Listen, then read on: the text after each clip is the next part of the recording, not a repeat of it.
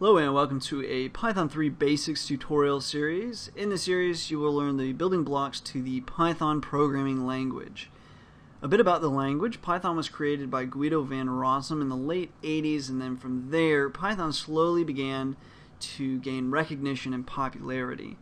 Python 2.0, which is really where Python gained a lot of traction, came about in 2000, and then finally Python 3.0, which is the version of Python we're covering here, came out in late 2008. Python is what is known as a high-level programming language, which means it has a decent distance away from raw kind of machine code. This high-level nature makes Python a fantastic choice as a first programming language because the syntax is very simple just to understand compared to many other languages, and the wide range of tasks that Python can cover is staggering. So that's kind of why it makes such a good language. For the most part, you should be able to look at some Python code and understand what is happening, even if possibly you're not a programmer. There might be some confusing things there, but for the most part it should kind of make sense even visually to the non-programmer. So with Python you can do all sorts of things, data analysis, visualization, to robotics, to web design, and a whole lot more. So Python is a scripting language, and it's interpreted at runtime. So a scripting language just means that the program is read line by line. This means that any errors besides any syntax errors, these errors are going to not be discovered until the program goes line by line through the program and will basically run all of the lines until the error, and then it will finally arrive to the error and throw the error, as opposed to compiled languages where they're compiled at run, and if there's an error somewhere in the program, it's going to show right at the compiling of it. So with that, let's go ahead and get started. Now, how do we actually get Python? So first we're going to need to head over to python.org, which is what we're staring at right now. And if you come here, it may look a little different depending on when you actually show up to the series. If you're watching the series right now, the current version for me is Python 3.4, but you might be watching this and maybe 3.8 is out, for example. As long as it's Python 3 something, everything should be similar, and the creator of Python and the developers of Python at the moment are saying that even later versions should be completely workable between the versions, as opposed to there's a lot of major differences between Python, say, 2.7 and Python 3.4. So once you're on python.org, let's click on downloads. You could just go straight to one of these downloads. It's obviously sensing that I'm on a Windows machine. And if you want to download 32-bit Python, then feel free. But if you happen to have a 64-bit operating system, I would kind of suggest that you not download this one. You should go with the 64-bit version of Python. And the reason for this is 32-bit operating systems and then any 32-bit programs are going to be limited to 2 gigabytes of RAM per instance. So anytime you're trying to do something that's going to require more than 2 gigs of RAM, your program is going to just stop and come to a grinding halt. And so that's no good. So if you have a 64-bit operating system, you should definitely have 64-bit Python. So for me, I'm Windows, so I'm going to go ahead and click on Windows. And we can see all of these releases. We're actually interested in the most recent 3.4.1 here. They're also still releasing new versions of Python 2.7 as well, just simply because there are still people that program in Python 2, because there is a pretty staggering difference between the two of them. So a lot of Python 2 code is not compatible with Python 3 code or a Python 3 interpreter. So for this reason, a lot of businesses are being run off of Python 2.7. They simply can't make the switch to 3.4 without a lot of work. So that's why we have that happening. So anyways, let's click on 3.4.1 or whatever the latest one is for you. And you can come down here and we'll go to download. Please proceed to the download page. We'll click on that. And for me, again, I'm on a Windows 64-bit machine. Now you can download whichever version you want. You can also download the source. If you're on Mac OS, you can download here. Although if you are on Mac or any Apple computer, for the most part, you should have no problem. You actually should have Python already installed. It would behoove you to check if you're on a Mac. Anyway, coming down here, I want the Windows x86-64 MSI installer.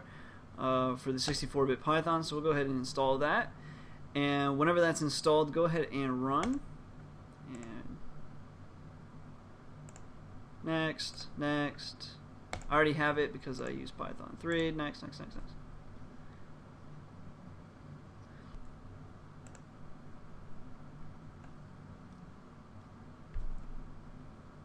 This should pop up here. We get some like pip and all that setup tools. It looks like it installed. Finish.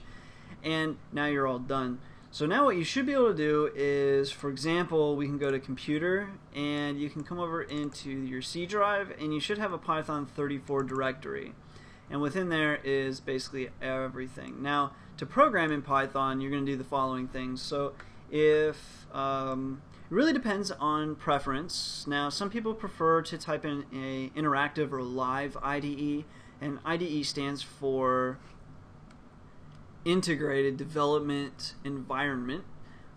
Python's IDE is actually called idle, like I-D-L-E, and the L is literally just the development, so nothing special about it. It's still an IDE.